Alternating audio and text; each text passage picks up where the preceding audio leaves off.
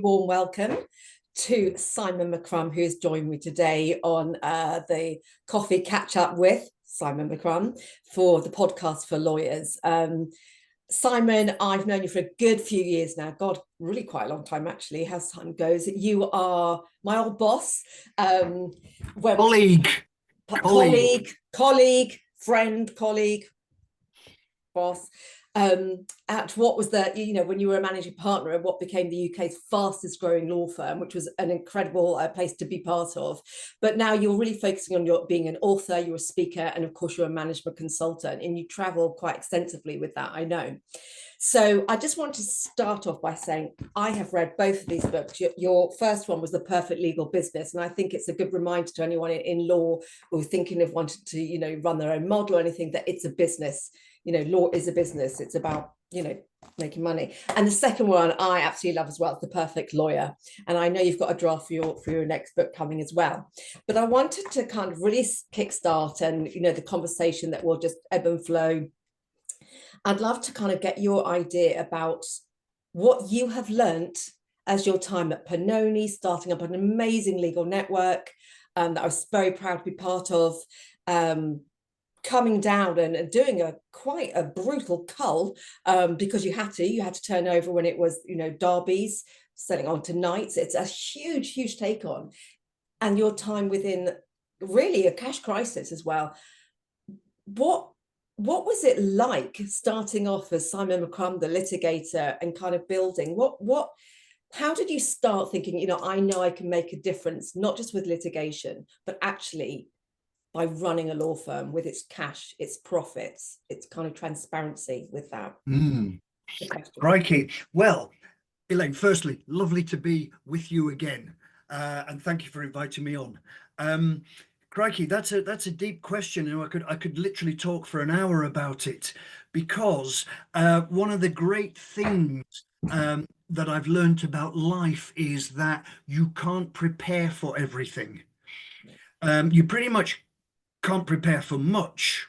What happens is things just happen, as that famous politician said, when asked, what do you fear most? And his answer was events, dear boy.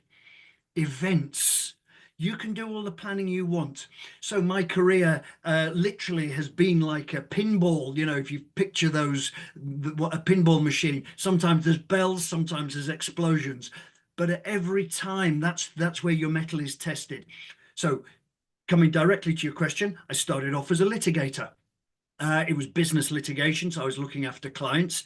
Then that took me into another part of my journey. I went off on a limb because it turned out that whilst I was okay at litigation, I was very good at client relationships and client development. And I've got countless examples I can remember of taking a small debt recovery case and turning it into a large client where we got all their corporate, commercial property, employment, etc. work, because I started relationships. And there was a kind of phenomena developed when I was a trainee solicitor, because of that skill. And actually, I just never felt comfortable going home at night until I'd returned all calls. I didn't know that counted for much, but boy, oh boy, did it count. And I was able to delegate, things started happening where I was delegating work to partners as a trainee solicitor. And that showed me what clients liked in a lawyer. So again, I didn't make that bit up, but boy, I rode that wave. And thankfully, the great Joy Kingsley, my managing partner at the time, rode that wave with me, or made me ride the wave, said, let's harness that. So my billing target went down. So again, none of this was planned. The billing target went down and the trust of me went up, including by all the equity partners. Just get on with it, Simon. Do what you do. So, that came. Then I got into team leadership. Joy Kingsley said to me, listen, you're a litigator. There's an opportunity for leadership of the mighty litigation team. It was about 100 people. And oh, crikey, I've never led any, I haven't run a bath, let alone a team. I went in, boom, I couldn't have planned that. No prep could have got me ready for that. It went well because I did some basic things. I involved people. I delegated management. I actually didn't do anything in the end.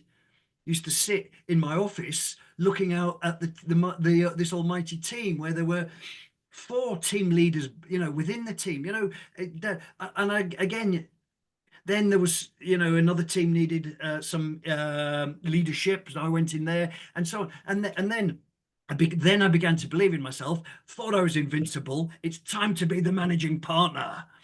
Of course, Joy wasn't going anywhere. So because of the whole Connect to Law network thing, one of the franchisee firms called Darby's in Oxford asked me to be if I was interested in being their managing partner. I was. I thought I was completely tooled up to do the job. I thought I was highly skilled. And I went in there, and now we come to your rub. Bang! The balloon burst. I suddenly realized that literally nothing prepares you for being in the hot seat. It's only when you've got your wind in the wind in your face, that you realize. So that would have been a struggle if everything had gone well. As it happened, it didn't go well. Like many law firms, the firm had challenges structurally, profit, cash, all that kind of thing.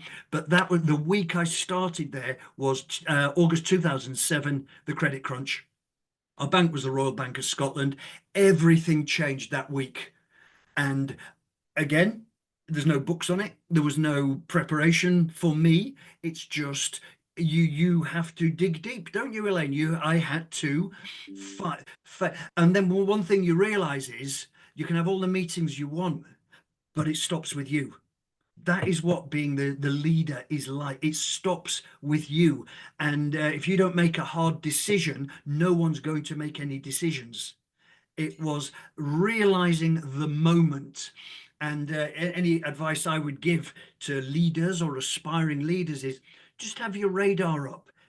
Is this a moment where I'm the only person who's going to take us left or right or forward or back? And I had 1,000 of them.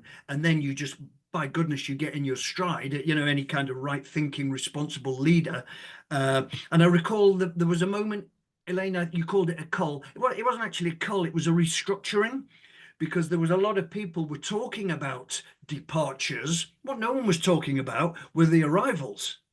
Right. As we restructured the business, there were as many of them as there were of them, and it was a keep the confidence. We had the confidence of the bank whilst we turn it around, and then you fly. But when I say you fly into the next catastrophe.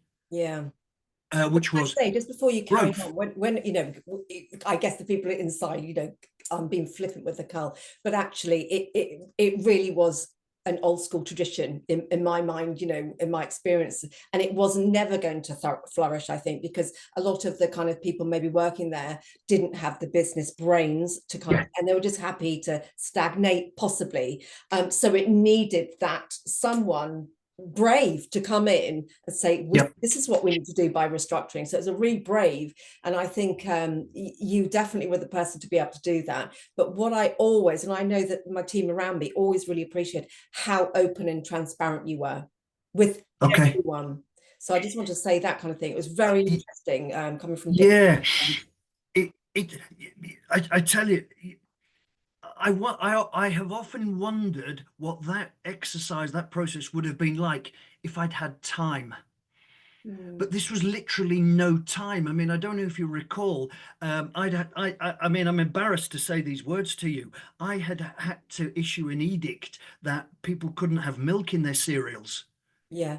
No, I remember. I mean, we had to do our own bins and stuff. But you were really honest. Yeah. If a leader is honest, it's like, this is what we're going to do. Let's work together to keep it going. Then you trust that person. Yeah. And I tell you, and what was interesting is, and I see this a lot in law firms around the world. The latest data from the Law Society and their annual survey just reinforces it. So this isn't me; it's me with what I've seen, and the data in 2024 still tells us that this problem is still here, and what are we doing about it? Out of 10,000 firms, I bet 9,900 are doing nothing about it. If you look, we are an incredibly inefficient business model. and I don't mean partners and whether partnership's the right way to go or a limited company. I mean, lawyers are working hard all day for clients. Why are we only selling 3 hours a day? I saw the latest information on LinkedIn from Clio. Clio's the IT system for law firms, and it's done its own research. And I couldn't believe the numbers seem to be going down. They have said that on average, lawyers are selling 2.5 to 3 hours a day. Well, that's insanity because they are delivering 6, 7, 8, 9 to clients. They are changing clients' lives, preserving value, protecting value, generating value, but just not for the business. And if we just go back, I mean, that's leaping ahead on this session. If we go back to where we were, that was what we had. So you had inefficient profit generation, but that's only half the problem, because that makes the second problem even worse, the cash problem, because what profit you are generating, whether that's by unpaid bills that aren't paid or WIP, costs you your cash. There's two missiles locked onto law firms. Profit is one, cash is the other, and you have to change so many things to get both of those existential crises to improve. Yeah. And you know what? It's really interesting talking about the kind of whip. When I was reading your books, it's really brings it home. It's, you know, you can be flailing around and just being technical and you've got your job in it, but it's coming together and think, in especially working, you know, with a lot of legal cashiers and finance directors, there I'd love to get your kind of opinion on client monies and making interest on them when there's like coming up to Christmas, you've got the bonuses or whatever, or oh my gosh, the rent's gone up, you know. I'd really love to kind of just off a little tangent for 5 minutes. Yeah, let's do that, because yeah. Everyone, I mean, what I think is a lovely new tradition, if you like, a lovely new trend, is the increase in the number of small law firms. And what you have is people who are looking around them going, you know what, I could do this better, or I could do this more for me. You know, I'm 61 now, and I've mentioned to you in the past, Elaine, I've worked too hard in my life. You've got to have some well-being and some time for yourself, and it's good for your clients as well when you do that. So there's a trend of people starting law firms. Suddenly,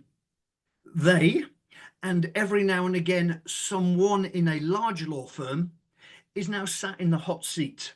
Yeah. I am telling you, it is a wake-up call, and you have even if you're number 2 in a law firm, you have no idea till you're number 1 in that seat, and no one's going to make the decisions but you. It is amazing. Profit, billing, marketing, awards. I'm sorry, forget it. Yeah. Cash. Now, why is this so alien to us? Out there, the whole business world is obsessed with cash. And one of the reasons they're obsessed with cash out there is because they haven't had banks say, yes, you can have a massive overdraft. Right. Throughout my career as a businessman, as a lawyer, I have watched and thought, oh my goodness, that's amazing. That really successful engineering business, that really successful outdoor catering business couldn't get a £5,000 overdraft. Wow. So they had to work hard to get. So what's the answer? Cash. Our version of that as a profession is, well, the bank said we can have another £500,000. Right. And you have this lunacy of partners having payouts and paying pay rises and paying bonuses and all this kind of stuff. And it's actually borrowed money. It's coming from the bank. It's from the overdraft. Yeah. Oh, yeah. All the while, the debtor's book has got millions of pounds on it. Yeah. We are, as a profession around the world, we borrow money to pay ourselves. All the while, the clients owe us a fortune, and we're actually paying the VAT on their bills as well. Yeah, I was reading your book about that. I was thinking, oh my God, when you break it down. So I would say to anyone who's listening, please just get that book from Simon, get any of the books from Simon, because Yeah, Elaine, talk about that VAT on top of everything. You think, what am I doing? Where's that? what am I doing? And all the while, Elaine, what's the business client doing with your invoice? I'll tell you what they're doing. Not they firstly, they're giving it to their accountant, and it's reducing the profit that the tax they're going to pay on profits. Uh-huh. And they're going to give it to their accountant in the next VAT return, and it's going to reduce the VAT that they pay. And all the while, we're borrowing money to pay for this. It's just a way of life, and the banks started it. And it's like an opium, it's like a heroin. The first shot of heroin's always free, isn't it? But once you're addicted to it, I tell you, it's a terrible. And of course, this is expensive money. Yeah. Why don't we just turn into a cash business? So these are highly successful law firms, and it still strikes me as strange. But anyone watching this, please don't beat me with a stick because I was the worst. You're proud of all sorts of things, but that's just overlooked. And if you can slowly but surely turn it around, and let me tell you, you can turn it around in 6 months. If you can turn it around, you're in a much better place, you're a much better organization, you're a much better business, and you've become a cash business. Yeah. It's perfectly possible. We just all too often around the world, we're overdraft businesses. Do you know what? I really hadn't, even though I'd kind of read your book, just even you pinpointing it there, I hadn't realized how much we do in the legal profession, as I guess as law firms and the CFOs and are really relying on loans to keep everything going. Totally. Totally. Now, let me tell you, there are meetings going on right now. I can guarantee it at lenders. It might be what you'd call a primary lender, the Barclays of this world and so on. It might be a secondary lender. There's tertiary, third tier. They are lending anything to law firms. They are lending anything. That VAT, you can borrow that. You can borrow it. I mean, you can literally borrow if you want to buy some new desks, borrow it. You want to pay for your practicing certificate, borrow it. Blah. Now, all of this stuff is okay until it's not okay. And the walls close in slowly until the walls close in fast. But I mean, even in highly successful law firms, this is expensive money. And it's eating away at your profit and what you could be giving to your staff. So I wean people off. We're not talking about crises. These are successful law firms. But if you just tightened your cash, your profit and your cash behaviors, because if you do them both, it's beautiful. If you tighten that and start saying, no, wait a minute, our performance here ought to be judged not by how we make clients safe, but how we make ourselves safe as a business. Let's start being proud of that, and let's start being intolerant of that, of those old behaviors. Come on this journey. You can do it tomorrow. You can start this afternoon. It's really easy. But the problem is, and this happens, and of course we're coming to December, and historically December's a terrible month for law firms, where things are tight. And I don't mean desperately tight, just tight, and they always are, because every payday is so monumentally expensive. All it takes is 1 or 2 or 3 sort of averagey month, and then things get tighter, if you know what I mean. And that's when suddenly you've got to produce another set of accounts, management accounts, to the lender who's lending you the VAT or the practice, and then suddenly they go, oh no, don't like it now. And I guess that's a knock-on for the PII. Sorry? And that will be a knock-on for the insurers. Oh, totally. Yeah. Well, everyone said we'll fund the PII. Well, don't be so sure about that. You'll ask to fund the PII. Whether someone will fund it will depend on that quarter's accounts, not last year's. So it's literally on that quarter. That quarter. And if it comes in the wrong time of the year, it can be tricky. But my main point is, why are we even in these realms? There are firms that have just frankly badly run businesses that are going down that road. I'm talking about successful ones. Why are we even there? Come here. Come on. Let's get away from all of this. Yeah. But like you said, it's hard. Once you're addicted, it's hard to see out. It's hard.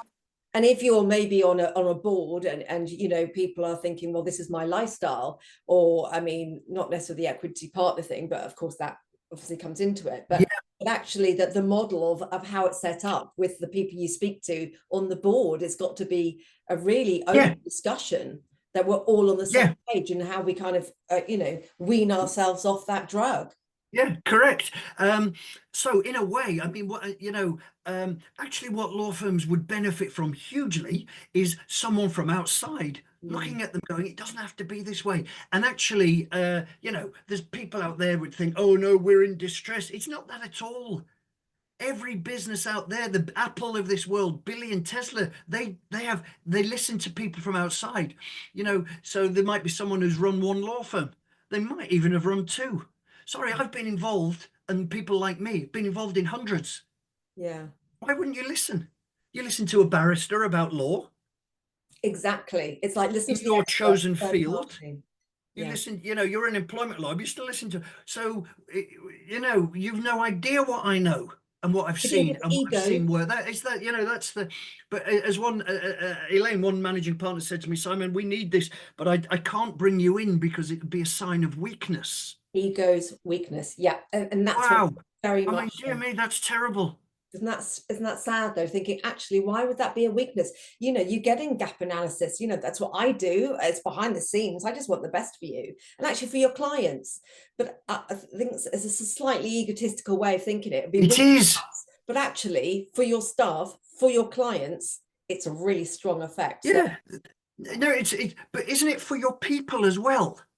Literally, hear people, yeah, because one of the thing I'm on my third book at the moment, which is The Perfect Partner, which should be coming out before Christmas. And I've interviewed lots of people, and people are just, at every level in the firm, outside the firm, top to bottom, receptionists, young lawyers, associates, aspiring partners, all, and they're just saying they need to listen, they need to ask.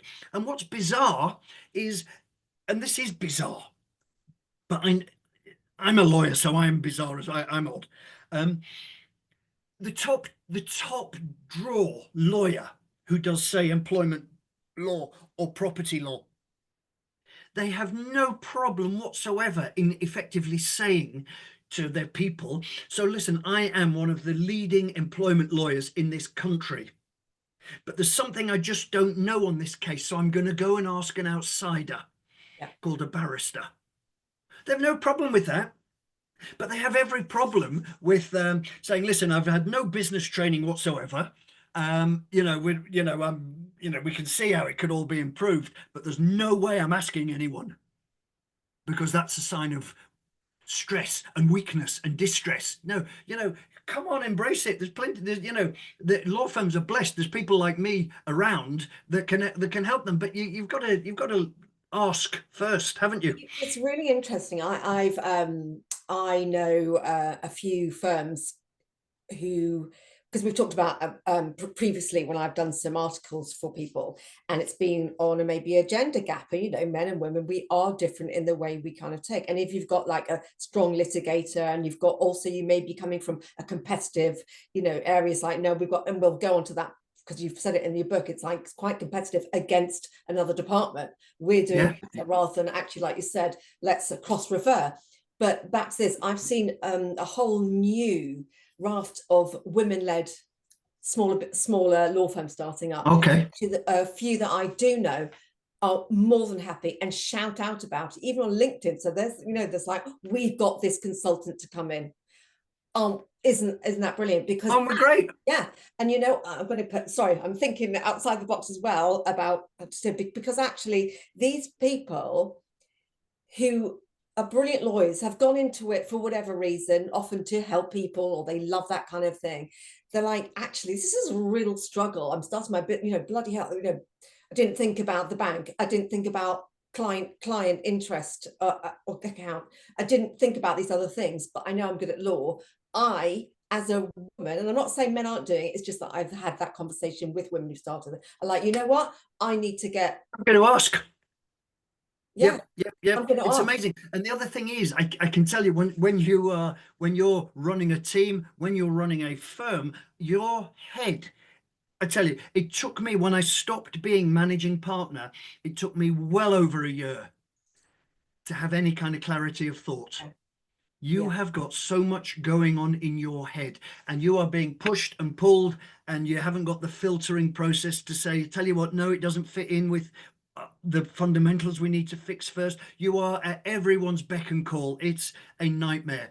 yeah, And someone comes in, I mean, I get like 5 emails a day, you know. You have clarity. I can see things a mile away. I wish that, Elaine, I tell you, in my new book, I make a kind of distinct apology to all the people that were in derbies. I just didn't know some things. Full yeah. stop. Well, how are you You going know, to? You can't know everything. and I tell you what, law firms around the world, they don't know them either. No. I'm telling you. So I can see it a mile away now. Yeah, Uh, at the time, I just couldn't see it. I just couldn't see it. If there had been a me, exactly. and I don't mean someone who'd written books on it, I mean Yeah, someone who had sat there and been punched senseless for a decade yeah, and then worked with hundreds of other law firms. I tell you, there's no way I would have just said, I am proud to confess my gaps in yeah. knowledge, and I owe it to you, the people, my How people, wonderful. our people, to change your lives, and this is how we're going to do it. I would have done that, no hesitation. And totally to have someone like you to come in as, a consultant thing, you know what, and that's just it. As someone who's overseen something, it's very, very easy when you're in a business to be so busy looking after what you can see, but you can't see outside. So having a Yep, yep, glass yep. up and go that gap analysis. I'm going to draw us back to what Okay. you think of debt recovery, in a law firm, back to kind of what you've learned and you've seen. We talked about the cash versus the Yep. profit, but actually I know I used to do the debt recovery, for example, in the litigation department at BP Collins, and that was a huge thing. I was always doing that, but it was a real process. So what do you think, just generally, about having the right kind of finance term in place, credit control, but Yep. also I think what you might tell me is it starts from the lawyer who's actually got that client, Yeah. maybe, to tell me Yeah. what your thoughts. Credit control, debt recovery, suing Mm, clients, chasing 7-day letter. That's at this end. yeah. That is so far away. We need a paradigm shift to this end. Mm-hmm. That is the result of lawyers thinking their job is to do work and send out bills. And it is, because that's what you get promoted for. Yeah. The billing. This and this is all about, sorry, we're a cash business. Yeah. We're not a credit business that sends out bills are begging letters. I know. We're not. We're a cash business. What on earth do you think we are? The pie shop, Greg's, WH Smith's, Marks and Spencer's, Mercedes, Bentley, Louis Vuitton. They are cash businesses. What on earth is it that makes us not one? Do you Our think, story, Simon, Bill. it's back to that ego and the fear of weakness? Like, we don't need the money. We're doing absolutely fine. Oh, pay us when you were like. That kind of psychology behind Yeah, it. yeah. And Actually, we it need used to it be now. okay. It used to be okay. But now I'm using a phrase more and more. I'm using a phrase, two phrases. One's mine, one's something managing partners have said on my travels. The phrase, I think the elastic has snapped now. That Right. used to be okay. Profit, oh, you know what, 3 hours a day, that's okay. Profit, that used to be okay. Cash, oh, they'll pay when they want. Right, that all used to be okay, especially with the overdraft and a bit of bank interest. Well, you can Yes. see that the SRA have got their sights on that, Mhm. and the rates are going down anyway. That used to be okay. The direct costs of a law firm, namely lawyer salaries, and the overheads are now so dramatically raised that that doesn't work anymore. And therefore, the phrase that I'm hearing more and more in law firms around the country is the walls are closing in. Really. Is a one-way ticket unless you draw a line and say stop it. No point putting a sticking plaster, and no point, you know, trying to increase our prices. No point having get another someone else in credit control. No point getting another marketing person. The whole thing needs to change so that we are a great business from start to finish. And that can be done. I think, like you Oh kind my of goodness, thought, it can be you know, done. 6 months, you know, it can be done. But it needs to be guided by someone else coming in. So let's It just do does. it. It does. Let's just There's do no this. way. Yeah. If you look, so I work with firms, I take them on the 6-month perfect legal business journey. Okay. After 1 month, I have managing partners saying to me, I just had no understanding that we could have got this far so quickly. By the end of 6 months, everything changes. Same business, same successful law firm, but now getting your just desserts Yeah. without crushing your people. Everyone's a winner, including the clients. And if a Yeah. client wants it cheap, sorry, go. Go somewhere else. And I've learned Go. that as well. Client doesn't want to pay, go. Go to a different provider, and Yeah, that's go, it. I go. think you've all, you know, what I remember you saying, speaking at one of our conferences, it's that, you know, work smarter, not harder. And it's been Work really, smart. Yeah, you don't need to yeah, work any longer here. You're no, already working probably too hard. You've already got yeah, too many clients. exactly. You Don't, need yeah, someone who isn't deluged, whose head isn't full. And I'm one of those people, to just look at you and go, why don't we just move this there, move that there, and watch what happens. But again, a phrase I use is, let's firms say, oh my God, things are getting tough, we've had a bad month, or listen, we're now amazing, let's go to the next level, we're going to turn that dial. yeah, no, Sorry, one dial. There's 15 dials. They all need turning together. And then the result is exponentially more powerful and sustainable. yeah, yeah. Give it time. So on that point, I'd really like to get your feeling of how you can go in and look at firms managing their risk better when it comes to thinking, you know, because of course we've got the SRA giving more and more powers, and the regulator and AML, and, you know, we're so digital that actually I think managing risk, and I know you talk about it in a bit, in a section in your book, actually, all about managing risk. Yep. So have you found that people think, well, we'll just get someone else into this, or we'll get more people on our AML, Yeah, or literally. okay, Yeah, literally. Yeah, we need a bigger risk team. We right, need another money laundering administrator. We need another, we get more people in IT so we can look at the cyber. Blah. That they're all good. yeah, But when you talk to them, and I do a lot, they are literally pushing a rock up a hill because, in the same way that lawyers are heads full, so therefore some behaviors on the money front creep in, it's the same with compliance. Compliance, I tell you, we're now in a world where, and I have worked in law firms where they've literally been closed down by a hack, by being hacked. Okay, you've read about it on in the Law Society Gazette. We are talking major firms getting paralyzed by cybercrime. Okay, we are talking. Have you seen the fines on money laundering now coming from the SRA? yeah, And it's going further and further. Okay, it's now no longer that elastic has snapped as well. It's time to snap out of, forgive the pun, snap out of all of this. Compliance, risk management is our license to print an awful lot of money. right, So let's do it. Let's embrace it. It comes from the lawyers, yeah, but actually comes from the partners. Leading by example. And in the book that's coming out, The Perfect Partner, I look at this. What is leadership? Everything in a law firm, I'm sorry, with privilege comes responsibility, and partners are leaders. If they're not, they shouldn't be partners. They're just fee earners, and probably difficult ones at that. Leadership is what it's all about. You talk to the young lady or gentleman in AML, or in the compliance team, or in the IT team. All they do all day is tidy up after partners. right. And this is what they are telling me direct. It is hard work, and we are paying lip service. This person from Lexcel's coming round. Tick all the boxes, guys. Yeah, it's a tick box exercise. It needs to be controlled, monitored from the top, doesn't it? Yeah, And it does. Led by example. yeah, always. And do you think actually in your experiences with consulting you're seeing, is that one of the biggest things you're seeing, that actually the people, the partners who are leading the firms aren't necessarily great at leading?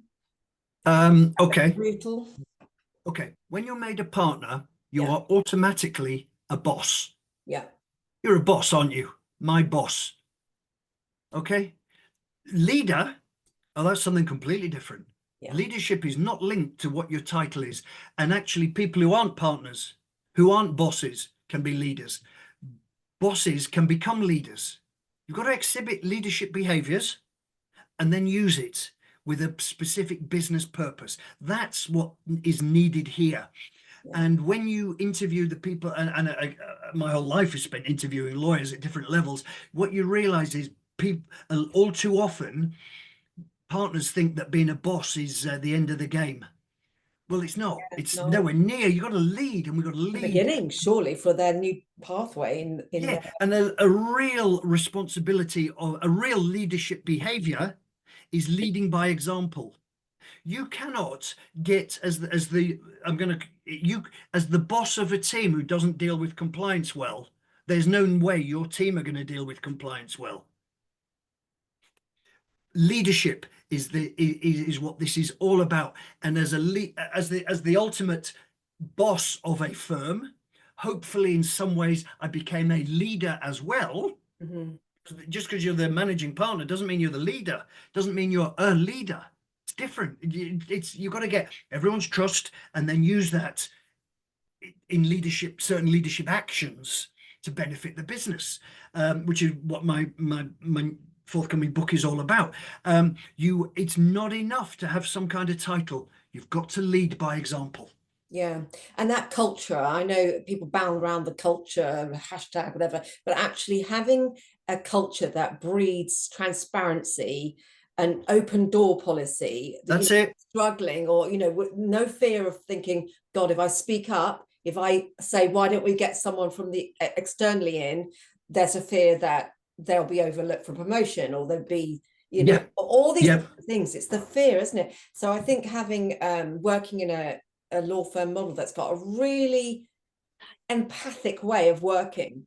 Yes, yeah, the clients are going to be completely always looked after. That's got to be the number one thing. yeah, But you're running a business. It's the cash flow. So having the culture to be say, we want yeah. the same thing. We all want to do this the same. We want to go home at the end of the night knowing we can sleep well. Be wealthy and proud of what Yeah. we've done for clients. Correct.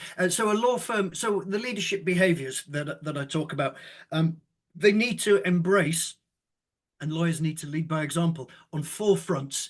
A law firm is a four-legged stool. And you take one of those legs of a four-legged chair. If you take one of those legs away, as soon as there's a bit of wind, the thing blows over. And the four legs are as follows. This is just my take on it. The four legs that I've identified are: number one, you need good people. That's the first leg, colleagues. I'm going to write this down. I love this. You try running a law firm with bad people. You try running a law firm with even one bad lawyer, bad business, bad IT, whatever. So you need great people. Okay, you need somewhere for them to go though. You need to give as well as expect. Okay, so that's number one leg. There needs to be career progression, development, investment, but Yeah. also a high bar. And I tell you what, there's one thing that great people really love, and it's being surrounded by great people. Yeah. People have said to me in various stages of my management life, "Oh my goodness, Simon, you can't address those HR issues. Everyone will leave." Elaine, they don't. They Ah, know. They know what's needed. And yeah. okay, and you actually see great people coming together. So that's number one, colleagues. Secondly, didn't used to figure, it used to be a bit of a thing you tick, but compliance. Yeah. Let's deal with this leg of the stool, because if you take it away, that chair is falling over. Yeah, totally. Yeah. Okay, whether it's a paralysis of the business, whether it's the SRA fining you with unlimited fines, etc. Okay, so colleagues, compliance. Next, clients. You need clients. You need to look after them. Why? Let's be proud of what we do for them, not keep their file in storage for 3 months and they don't know what's happening on the biggest thing in their life. But in the same way as we had a commitment to clients, we need it, and we've got to have an expectation of them. You're going to pay. We need an exacting engagement. You're going to The pay. service pledge. We're going to give them the service pledge, Yeah. but in return, you're going to pay a good rate. Yeah. You are going to pay for anything extra that's outside the retainer, and you are going to pay. Yeah. You are going to Cash. pay us. Yeah. Okay. And the fourth leg of the stool, and if you imagine without any one of these legs, look at those three so far, the stool falls over, doesn't it? Now, what about the fourth leg? Cash. And those are the four legs. Now, partners need to lead the way on all of those. Compliance, I'm going to do it. It's our license to print money. Colleagues, I am going to behave. I'm going to exhibit leadership behaviors. I'm going to listen. I'm going to care. I'm going to be interested. I'm going to develop. Okay. Clients, I am going to return calls. Yes. Okay. I am not going to make clients wait. I am not going to send them 10-page letters they don't understand. I am not going to tolerate having files in the cabinet that I literally cannot get round to. I am going to demand lieutenants vessels that I can fill and delegate to. Okay. On the cash front, well, that's what I call the money journey. I as a partner, I'm going to lead the way on pricing, on time recording, on realization, and on getting paid. Yes. Okay, so these are if you aren't doing it as a partner, sorry, no one else is going to do it. No, they're going to be prompted, aren't they? It's always about being nudged. Oh, have you got that in? You've got the in, but actually take that ownership yourself. Own it. Yeah, take accountability for that client. Be proud of it. So what do you think? You've mentioned delegation a few times, and I know that's really important, and you've really kind of learned from that. You kind of got the delegation and the one unit philosophy that I love. Yeah. So delegation. So for me, the phrase I've used from back from 2020 when I wrote my first book is you need vessels. Yeah. Senior lawyer filling vessels, and the vessels are junior lawyers. Okay. Now here's the thing. The senior lawyer needs to know that filling the vessels by sending work down isn't going to prejudice his or her profit share. If all they're rewarded for is their own billing, no one's going to fill any vessels. Next, the vessels have to be high quality. No one trusts junior lawyers if they don't do stuff. You need them to be good. And if you haven't got enough vessels to fill, then you need to put your hand up, and senior management needs to say, well, we're going to recruit for you. And then you need to develop those junior lawyers to make them great, to make them the next partners. And who's the biggest winners here? Oh, well, the profit sharing partner, because profits go up, the client, because their cases never stand still, the junior lawyers, because they're getting exposure to amazing cases, and the business, because money is being made left, right, and center. I'm sorry, you can't argue against this stuff. You can if there's only one way the partner is rewarded, and that is for his or her own personal billings. Well, if you do that, they're just going to keep all the cases on their desk, aren't they? Yeah. So it's really highlighting and going into the firms and speaking, kind of filtering it down, cascading that. Really good conversation about saying that you're not looking at it. All we have to do is look at it slightly different about the profit share rather than the actual billing kind of thing. But again, that's changing the model, and they're a bit scared, aren't they? They are. All you've got to do is look at what makes people here tick. Okay, and it might be money for my personal billing. It might be other things. It might be negative things. But let's have a look at what makes people tick. Because at the end of the day, everything I do boils down to making people feel good. Yeah. That's making clients feel good. It's making business support feel good. It's making lawyers feel good. It's making young lawyers and making partners feel good. And I tell you what, you always feel good when the clients are giving you 5-star feedback, where you are not lying awake at night thinking, and literally this is the lawyer's lot. You are lying awake at night thinking, I haven't dealt with that yet. So you don't have that. In the way my model, pay rises, bonuses, promotions, investment. My God, I'm a member of our academy. From the moment I arrive at this firm to the moment I leave, I'm a member of the academy. They are making me great. I feel good. We're all humans. I got buttons all over, just press them. You know what? That's a really lovely way of actually looking at firms. Like I'm at a school, I'm at an academy, I'm going to learn more and more and more.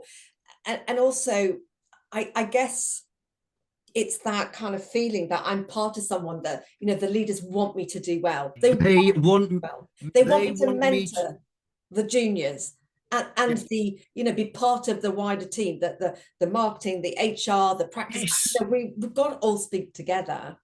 Yeah, yeah, yeah. Keep the So chair hot. in my, do you know what it boils down to? We're on a team here. Oh my goodness, we're all wearing the same kit. We're on a team. Someone's got a plan for me.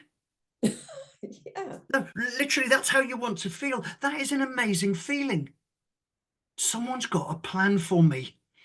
So can you tell me, actually, this leads on to kind of what I think about recruitment for the culture. I was speaking at the Law Care conference that we went to yesterday, and it was really interesting, speaking to a few people, and some of them I was speaking to actually train in law schools.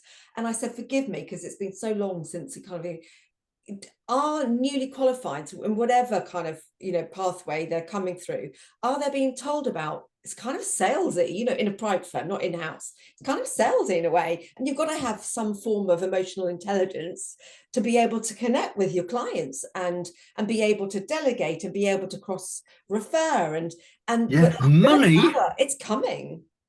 Yeah, and money. Business. Yeah, I heard a lovely story, Elaine. I run courses for the University of Law where they're law students. So they're I'm guessing they are graduates who are now Yeah. doing the conversion course or the finals, the final Yeah, exam, blah, yeah. that kind of thing. I run courses on the business of law. Ah, They are coming into law knowing this stuff. oh, It's hallelujah. amazing. And one of these, it was a young lady. She had an interview at one of the national firms, and the interviewer, the if you like, the trainee partner, if you like, said, "So, what a brilliant question, I have to say." Said to this lady during the interview, "So, listen, what do you think keeps our managing partner awake Uh-huh. at night?" It turned out that every time this interviewer had asked that question before, the answer had been the same: AI. Oh, really? And you know what this young lady said? Well, Cash flow. no, she got the job. Wait a minute. And the Oh, partner interviewer went, "Sorry, cash flow." And she said, "Yeah. Have you read this?" So, no. What a great no, wait a minute. Wait a minute, situation. Elaine. So the partner said, "No, I haven't." Wrote the name down and yes, she got the job. Cash flow. She'd done her research. She'd gone on a course and she had known. And you know what? It sounds like that he or she may not have even realized that that was actually the one keeping them up at night. Yes. You know, Yeah. maybe Crikey, that, I wonder if it is. but oh my God, now I know, because it could have been, oh, it's got to be. Yeah, I am Elaine. Elaine, I can tell you that many, many days. I tell you, as a managing partner, I was there for eight, nine. I can't remember the precise years, and 9 years. And there were times when you wish everyone goodbye at the office. Goodbye, have a nice evening, blah blah blah. And then, as the managing partner, you would go back to your desk and frankly sit there with your head in your hands. Yeah. Most partners just don't know what it's like being sat. And I tell you, we're not talking about law firms in distress here. It's just a cash intensive way of earning a living. It's frightening. And So I just thought that was a lovely, lovely yeah. story. Well, and it's a beautiful way to, because I think we're coming up to the time now we're going to have to say goodbye to you. But I think that's a gorgeous punctuation and kind of sums it up, that actually, you know, new people coming through need to understand it's a business and to be Yeah, able to help. And from the beginning, like I would assume that anyone who goes into law should be technically great at the law practicing. yeah. It's all of that other stuff about keeping it going, especially in this day and age. So how would you like to wrap up? I'm going to put these up here because I know that I know you as a friend, as a colleague, as whatever, that you're really inspirational, and I know you can get stuff done. And that's what I really like. But also for people who may have seen you kind of speak or know your name, what would you like to kind of sum up what you would really love to be able to? Okay, so when I wrote this first book, I literally don't care. I didn't care if anyone bought it or not. I wrote it because I was passionate about it. I am passionate about the role that law firms play in society. If members of the public haven't got us, where do they go? Literally, we have a fundamental role to play. We can do a lot more of it, a lot better if we change our business model. And actually, the other thing I'm passionate about is the other side of the coin. The people doing this life-changing stuff, lawyers, are actually being dragged down by it. You've also, there's been some truly sad stories, well-being, pressure, frankly, just anxiety. It doesn't need to be like that. Pay rises of, 3-5%. No, it doesn't have to be like that. There's a ton of care can be given and a ton of money can be made. My parting words here is, as a profession, I wish we could listen more.